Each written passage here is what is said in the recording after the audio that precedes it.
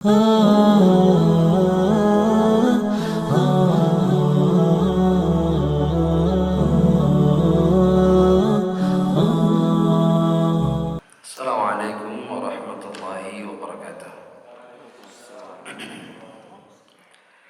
Innal hamdalillah nahmaduhu wa nasta'inuhu wa nastahdihi wa na'udzu billahi min shururi anfusina wa sayyiati a'malina. Man yahdihillah fala mudilla lahu wa man yudlilhu fala hadiya lahu. فأشهد أن لا إله إلا الله وحده لا شريك له وأشهد أن محمدا عبده ورسوله لا نبي بعده. يا أيها الذين آمنوا اتقوا الله حق تقاته ولا تموتن إلا وأنتم مسلمون. يا أيها الناس اتقوا ربكم الذي خلقكم من نفس واحدة وخلق منها زوجها وبث منهما رجالا كثيرا ونساء واتقوا الله الذي تساءلون به والأرحام إن الله كان عليكم رقيبا. يا أيها الذين آمنوا اتقوا الله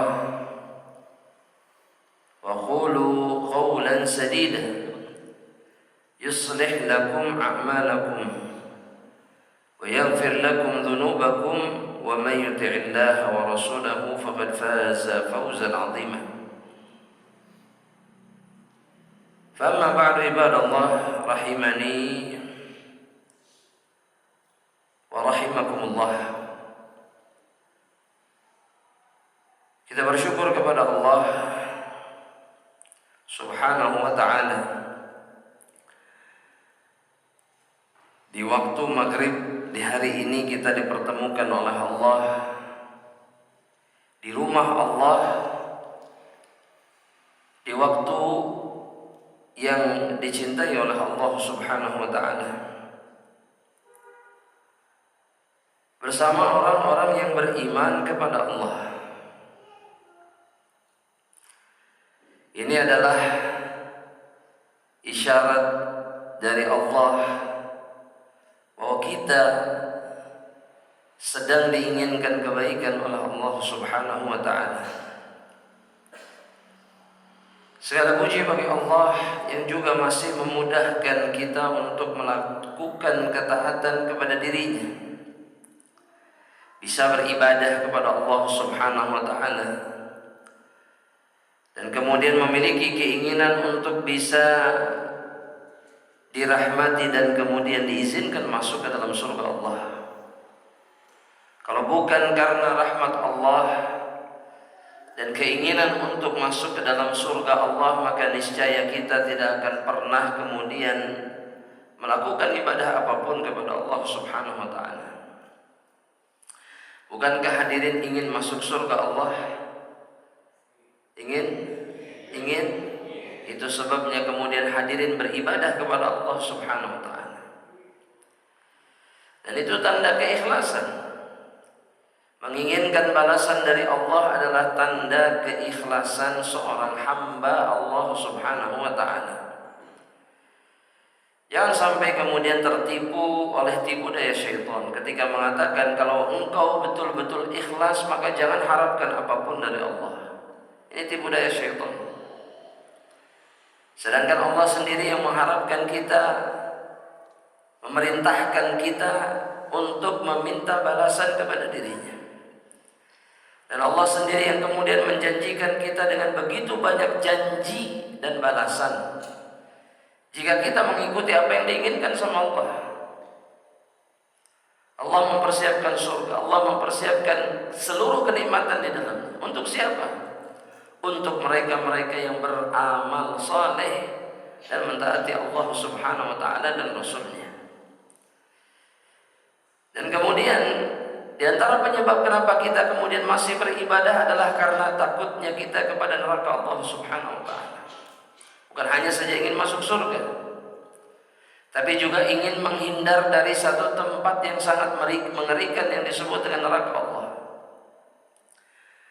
Kalau kita diberikan pilihan untuk masuk ke dalam neraka sejenak saja, sejenak, sebentar, gak lama-lama, maka pilihan itu diambil atau tidak? Sebentar, sisanya masuk surga. Cuman sebentar, satu celupan saja, satu celupan. Jemaah, tidak, kenapa? Padahal akan berakhir di dalam surga Allah. Kenapa? Loh, kok bingung jawabnya jemaah? Tadi antum bilang tidak. Sepakat itu. Dan benar, jawabannya benar, gak salah. Betul. Tidak mau. Tapi alasannya kenapa tidak mau? Nah, ya coba dijawab jemaah. Kenapa tidak mau? Jemaah, kenapa tidak mau? Kenapa tidak mau? Karena satu celupan di dalam neraka Allah akan menghilangkan seluruh ingatan kita tentang kenikmatan. Kita akan melupakan segalanya tentang perkara yang disebut dengan kenikmatan. Hanya satu celupan di dalam neraka Allah. Itu yang ditanyakan oleh Allah Subhanahu wa taala, sebagaimana disabdakan oleh Nabi Muhammad SAW dalam hadis riwayat Imam Muslim. Ketika Rasulullah SAW mengatakan bahwa Allah Subhanahu wa taala akan mendatangkan pada hari kiamat, yu'ta bi an'ama ahlil ardi, akan didatangkan seorang penghuni bumi yang paling nikmat hidupnya di bumi atau di dunia. Jadi Nabi mengatakan bahwa yang didatangkan nanti pada hari kiamat ini seorang hamba yang hidupnya paling nikmat di dunia. Yang bisa kita pastikan itu bukan kita. Betul tidak jemaah? Iya. Maksudnya dari sisi dunia nggak ada yang lebih nikmat dari orang ini, nggak ada. Namun kemudian kata Nabi, fayusbagu finnari sabghatan, kemudian dimasukkan ke dalam neraka satu celupan, diangkat lagi, dikeluarkan lagi dari neraka, kata Rasulullah SAW. Dan Allah bertanya kepada dirinya, hal ra'aita na'iman qad? Engkau pernah merasakan kenikmatan tidak? Sedikit pun pernah ngerasain nikmat tidak? Maka laki-laki itu menjawab, lah, tidak pernah sama sekali. Bagaimana dengan orang-orang yang sama sekali bukan orang yang paling nikmat hidupnya di dunia? Sudah di dunia sengsara, masuk neraka, sempurna. Apa yang sempurna jemaah? Sempurna kesengsaraannya. Dan kita berjuang untuk menghindar dari tempat yang mengerikan itu. Namun jemaah rahmatillah Allah, begitu banyak kemudian perkara yang menghancurkan tujuan kita. Ana yakin setiap hamba Allah yang beriman pasti ingin masuk surga. Tapi kemudian amal perbuatannya, amal solehnya, apa yang dia perjuangkan tidak mengisyaratkan, menunjukkan bahwa dia ingin masuk surga. Ibadah, tapi dia tidak menyempurnakan ibadahnya sehingga ibadahnya diterima oleh Allah atau sempurna balasannya di sisi Allah.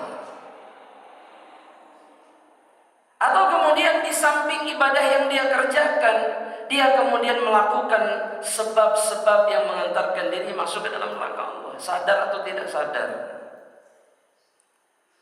Kalau kita ingin tahu penghuni surga yang sebenarnya, sifat penghuni surga yang sebenarnya, perjuangan penghuni surga yang sebenarnya, maka saksikan apa yang dilakukan oleh Rasulullah sallallahu alaihi wasallam, begitu juga dengan para sahabatnya. Nilai diri kita sama mereka, ada di mana kita? Sudahkah kita menyerupai mereka-mereka yang Allah pastikan menjadi ahlul jannah? Adakah kemiripan kita dengan mereka? Sudah sedekat apa perbuatan kita sehingga kita pantas masuk ke dalam surga Allah? Para ulama jemaah rahmatullah Allah Subhanahu wa taala,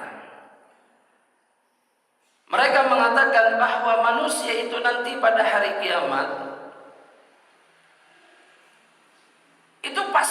terbagi menjadi dua golongan saja nanti pada hari kiamat. Ya, padahal manusia yang berkumpul pada hari kiamat itu datang dari berbagai macam suku, bangsa, masa, zaman, dipimpin oleh pemimpin-pemimpin mereka dan kemudian oleh para nabi dan rasul yang diutus oleh Allah kepada mereka.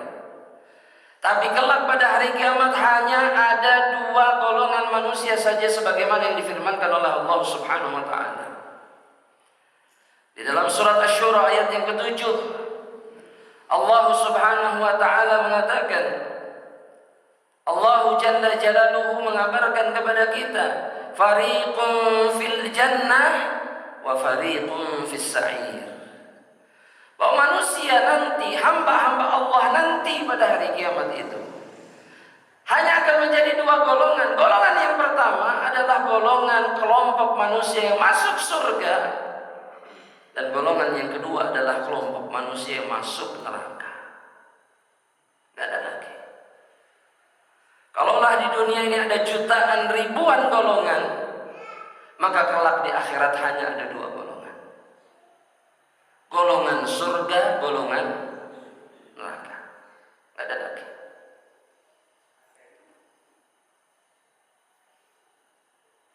AC-nya mungkin dinyalakan. Nah, silakan. Remote-nya di mana?